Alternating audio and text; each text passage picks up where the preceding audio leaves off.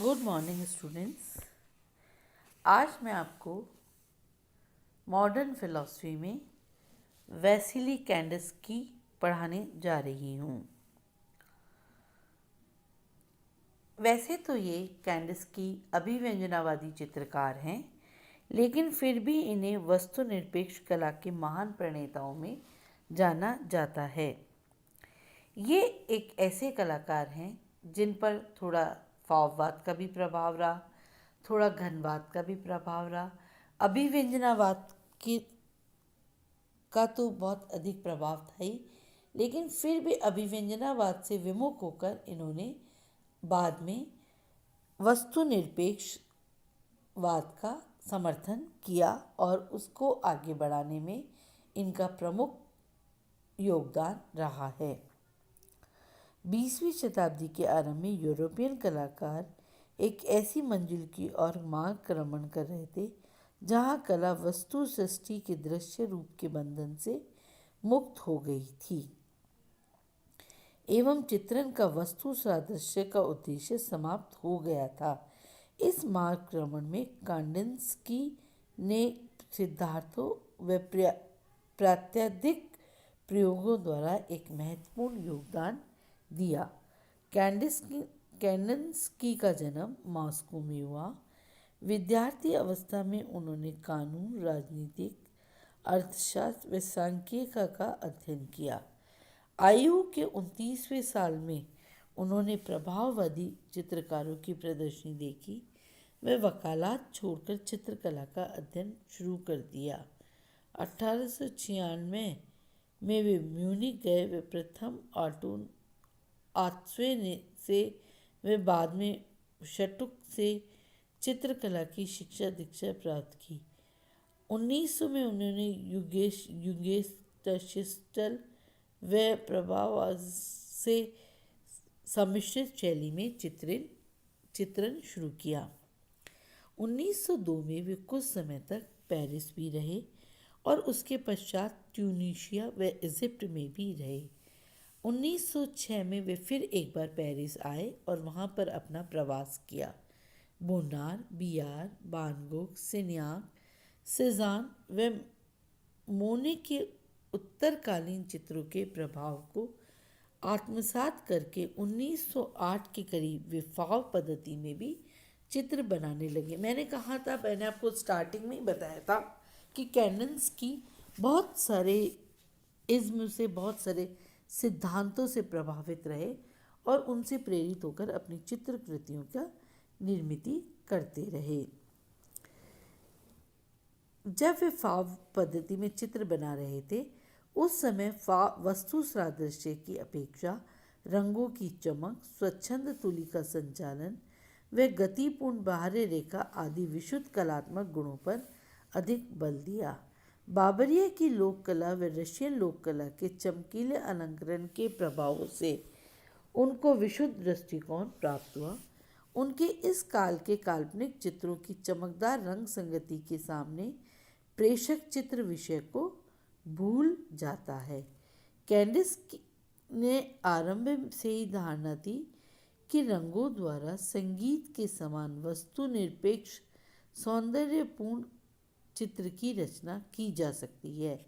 आरंभ में वे संगीतकार बनना चाहते थे एवं यह बात उन्होंने कलात्मक अभिरुचि की दिशा में काफ़ी प्रकाश डालती है।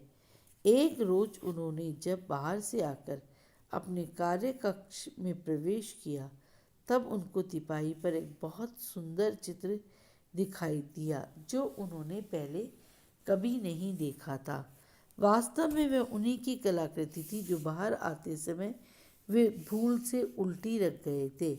इस आकस्मिक घटना से उनको विश्वास ही नहीं हुआ कि यह चित्र उनके द्वारा निर्मित है और सौंदर्यात्मक गुणों के विकास के लिए, और यह भी उन्हें यकीन हुआ कि सौंदर्यात्मक गुणों के विकास के लिए चित्र में किसी वस्तु का दर्शन आवश्यक नहीं है, बल्कि वस्तु सादृश्य के प्रयत्नों में चित्र के विशुद्ध कलात्मक गुणों को हानि पहुंचाई है।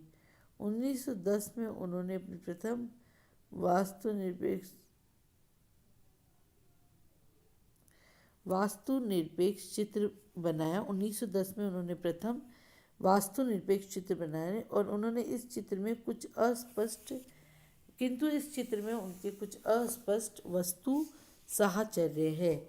1910 में उन्होंने कला में आत्मिकता नामक पुस्तक लिखी, जो वस्तु निरपेक्ष कला एवं अभिव्यंजनावादी कला के अध्ययन में बहुत अधिक महत्व रखती है। इस पुस्तक का प्रमुख सिद्धांत यह है कि रंगों व आकारों की सुसंगति का आधार मानवीय आत्मा से स्वदेश्य संपर्क भी ही हो सकता है। इस विचार से कलाकार की सृजन प्रक्रिया से वास्तविकता को पूर्ण रूप से हटाना संभव से अमानवीय आत्मा से स्वदेश्य संपर्क किया जाता है। इस विचार से कलाकार की सृजन क्रिया से वास्तविकता को पूर्ण रूप से हटाना अनिवार्य नहीं है। कैंडिस्की ने 1910 से 1912 तक बनाए गए चित्रों में वस्तुओं का अस्पष्ट आभास हमें दिखाई देता है। 1912 के बाद वे अपने चित्रों से वस्तु सादृश्य को पूर्णतया हटा पाए।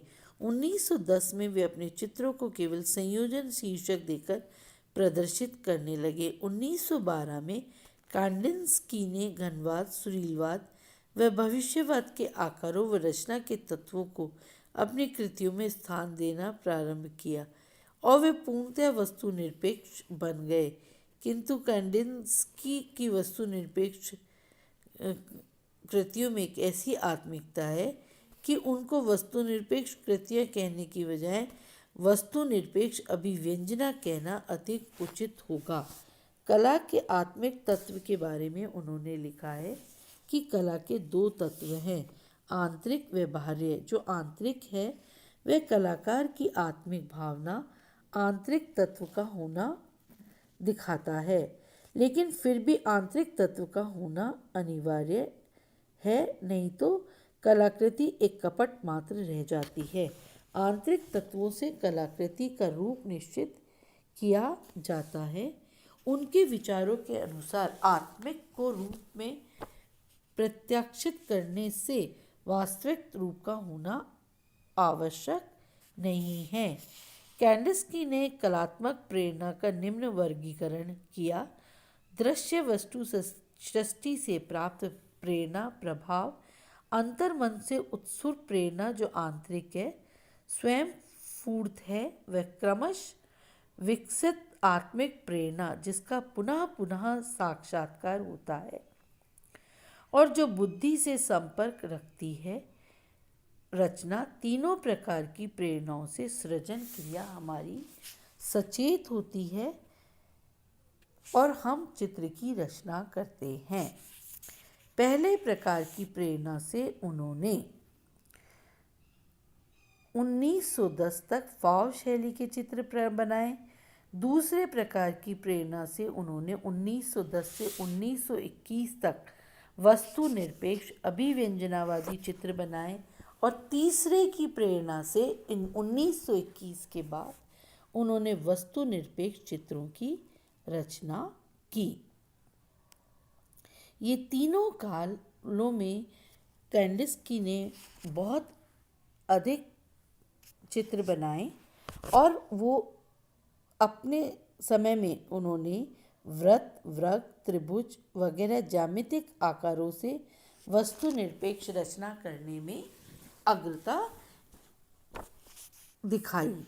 कांडिस्की के चित्र रचनावादी कला से भी मिलते जुलते हैं, किंतु उनमें रचनावाद का अलंकारिक औचित्य या उपयुक्ततावादी महत्व बहुत अधिक नहीं दिखाई देता है।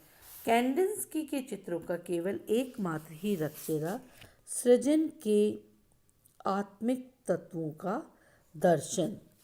1925 में उन्होंने बिंदु व रेखा से समतल नाम का दूसरा महत्वपूर्ण ग्रंथ लिखा, जिसमें रचना के सिद्धांतों का विवरण हमें दिखाई देता है।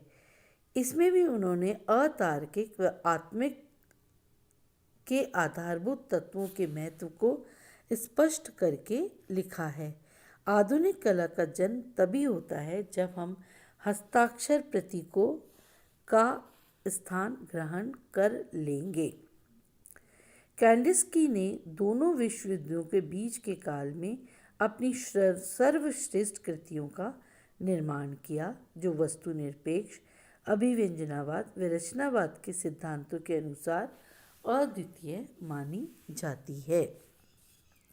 कैंडिस्की ने वस्तुनिरपेक्ष को प्रतीक का महत्व देकर यूरोपीय कलाकारों को मूलभूत क्रांतिकारी विचार प्रदान किया। इसी से वे वस्तुनिरपेक्ष कला के प्रणेता माने जाते हैं।